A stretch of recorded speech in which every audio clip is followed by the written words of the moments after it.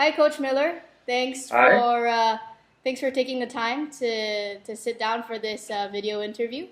Uh, I think it would be great if you could give our viewers a quick background as to how you got into the college golf scene.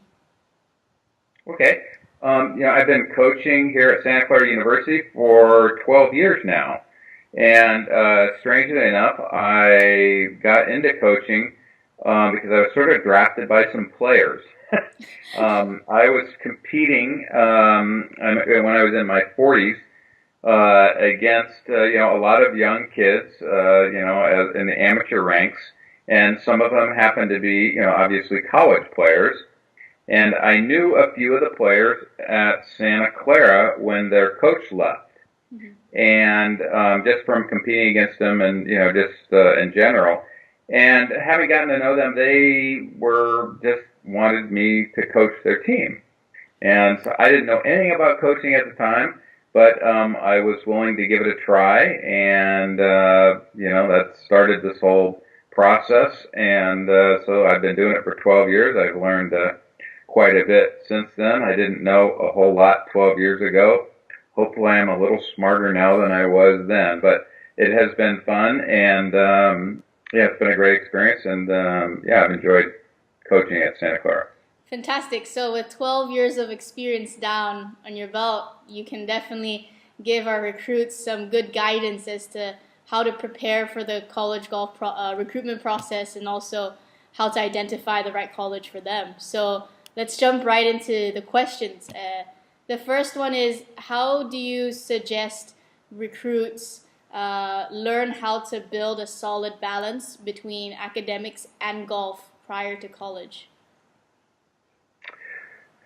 Well, that's a problem that continues really for a golfer throughout his life. As you know, golf is demanding at every stage if you want to play at your best, and it continues to get harder. But I think the best way, to prepare for that really is to start early, basically to be disciplined. It really just, as you can imagine, they're in college. I went to college, 40 years ago, and um, most of the kids have a lot of free time.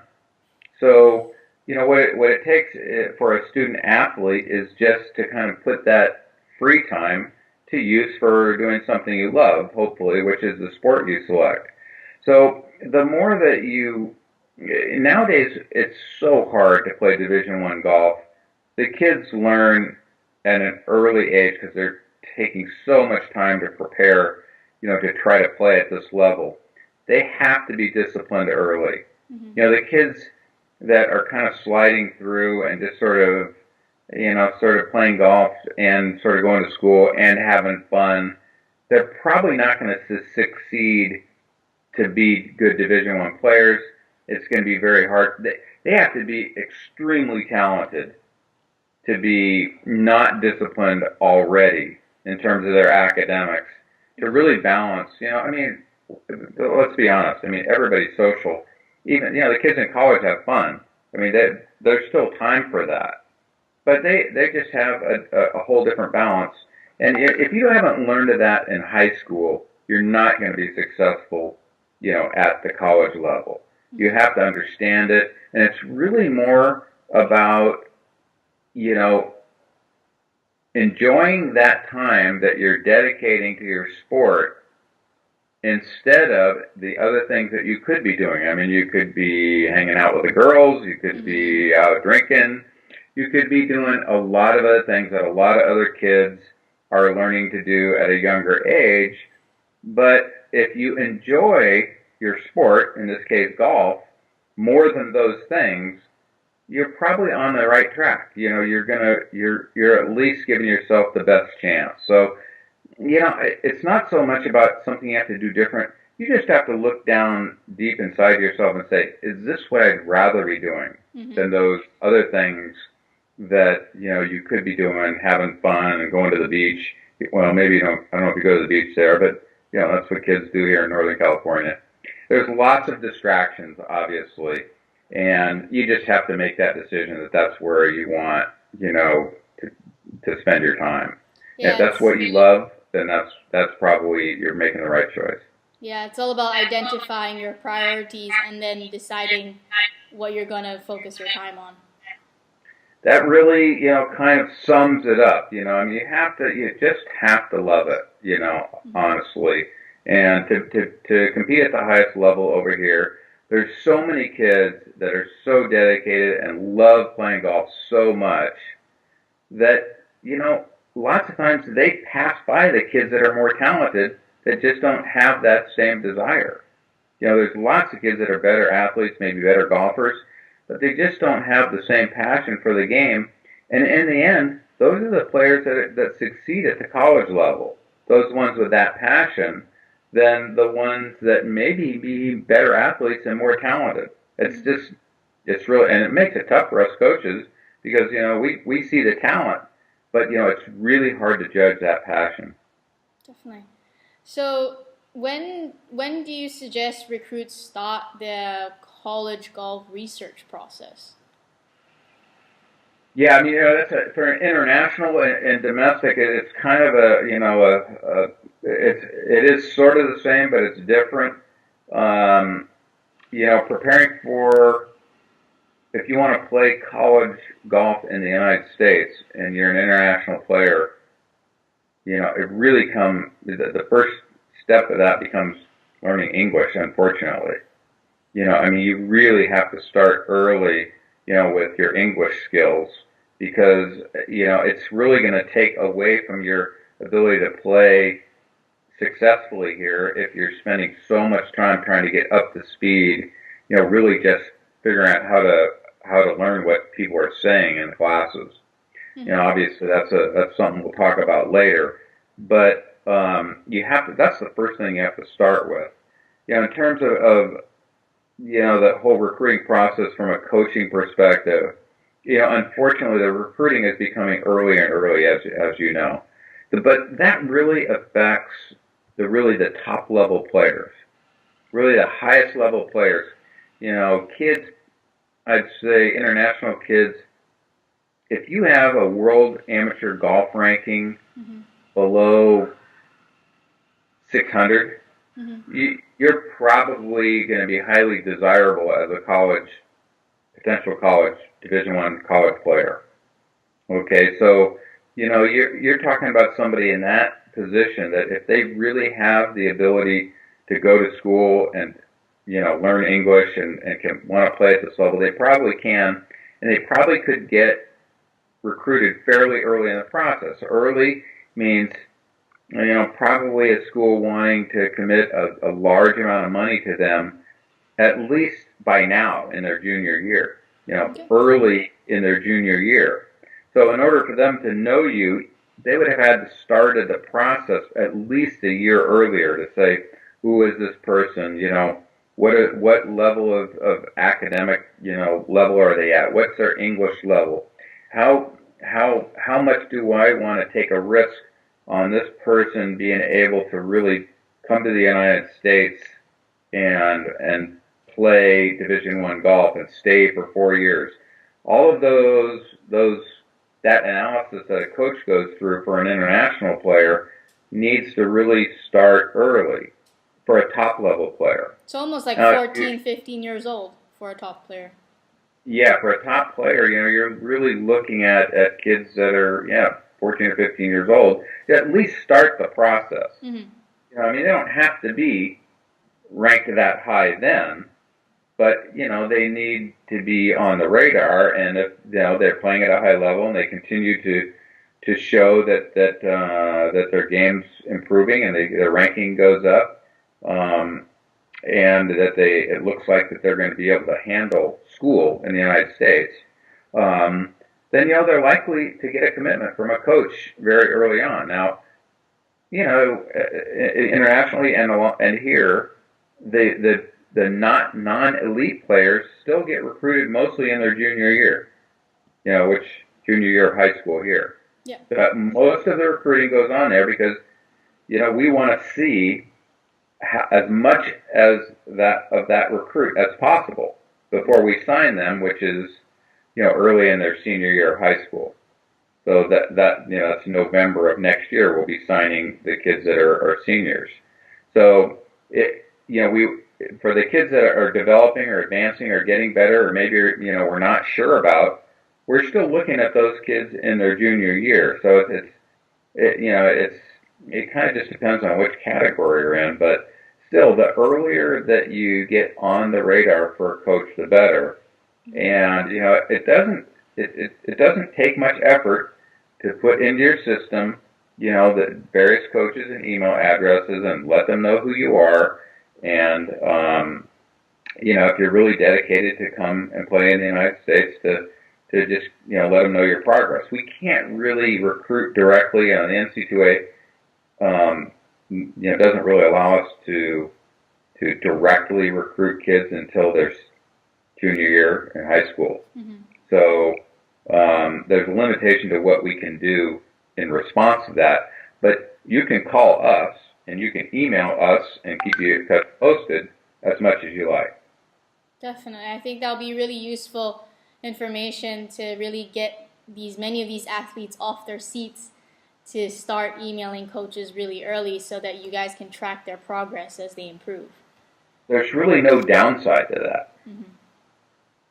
Fantastic. So that's great. So how would you, in terms of on the academic side of recruitment, do recruits have to decide before they enter college what majors they want to study? No, in the United States, really, there's the first 2 years of college really are a general education. They don't require that you really select a major, so to speak, until your upper division years, which are junior and senior years. And there's a credit, level that goes along with that. But that's the bottom line. It sometimes affects kids coming into college when they are applying, what kind of student they are as to what school they can get into. That's a different matter than choosing an actual major. For instance, at Santa Clara, since we're in the Silicon Valley here, the biggest demand for majors or schools here is business and engineering, because that's where a lot of the money is made around here. So the business schools and engineering schools are harder to get into. And that's an entry. That's when you're entering the school. So that's a different thing than picking a major, which really doesn't have to be done until your junior year. Awesome. And so when do admissions start for Santa Clara? What's the timeline for a recruit when they sign their NLI, and when admissions starts, and when they actually receive their admissions letter? Yeah, so the national letter of intent, the first national letter of intent signing date, as I said, is usually in the mid-November of the senior year. The actual admissions process doesn't start till November 1st of the senior year of high school, and that's really just for kids that are applying early for early admissions, or they're basically get merit aid, which are academic aid. The regular admission process, or if they're signing a national letter of intent. If they're going to sign a national letter of intent in November, I usually want them to go ahead and get their application in, because I already know that I'm going to sign them anyway. They might as well get their application in, get their acceptance in, and get it all done. The regular admission process the deadline for admission is like this year was January 7th. It's usually around early first week of January. And that's a whole different process, but that really is just for general students. If you're an athlete, realistically, you're looking at that first NLI period and doing your admissions around in November.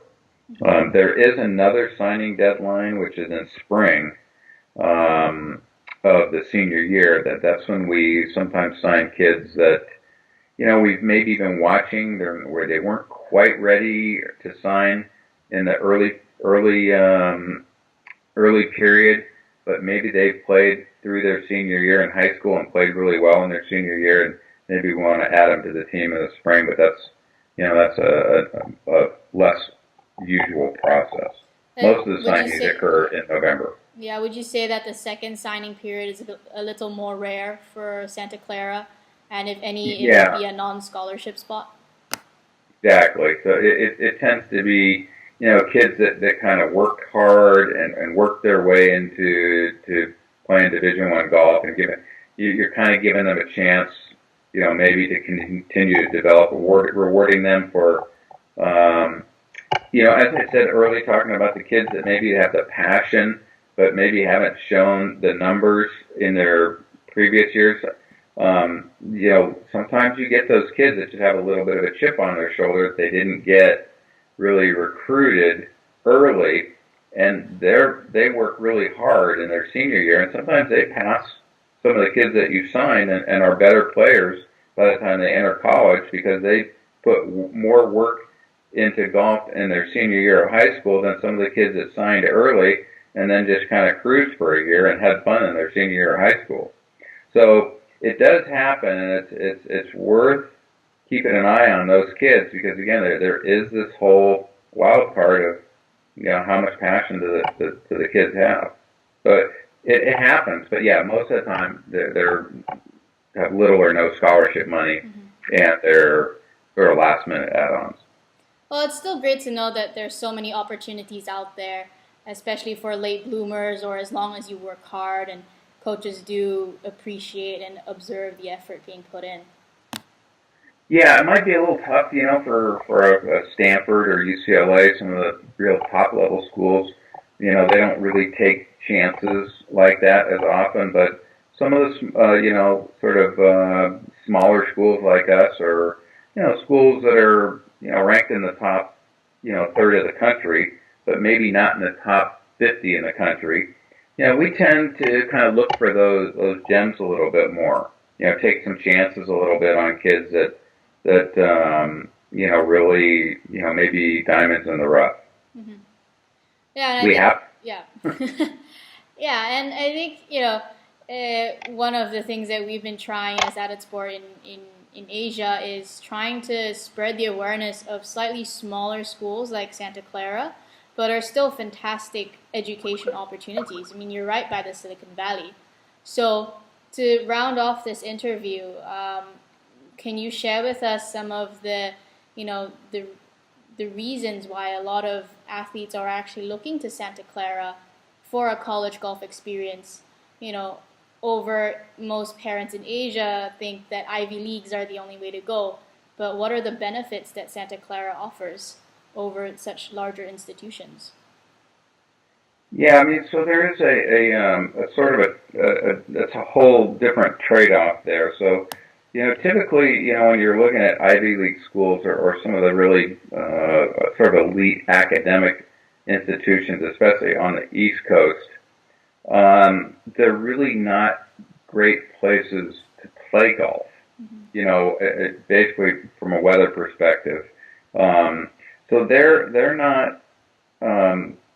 Kids are going there, basically for strictly the education, and the golf tends to be more of a hobby. It's really not something that the student's really planning on doing after college. Most of the kids that we get here in the West Coast, in particular in the South, they're kids that basically are really good golfers. They want to see how good they can get, but they're smart enough also to know that, hey, it makes sense to get a good education because it's so hard, to make it in the professional golf ranks that, they want to make sure that they have something to fall back on. So it's really, it's a matter of priorities. We're getting, we obviously have a very, very strong academic reputation. It may not be Ivy League, but we're pretty highly regarded academically. So what we tend to get is those kids that are and quite honestly, it's the parents too, that want to make sure that their kids, have something to fall back on if they can't make it in golf.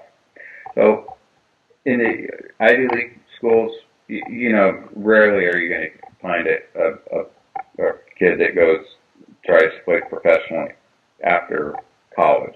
Mm-hmm. You know, we have lots of kids that's what they're here for. We're here where the weather is great, they can play all year round, they have every tool that they need, you know, to play golf at the highest level. Doesn't mean it's going to be easy, but they can play here and succeed, you know, at the next level. You know, if they have both the desire, the passion, and the ability. And you know, it's not easy, but you know, that's what we're trying to do is have a program that allows the kids to be the best they possibly can.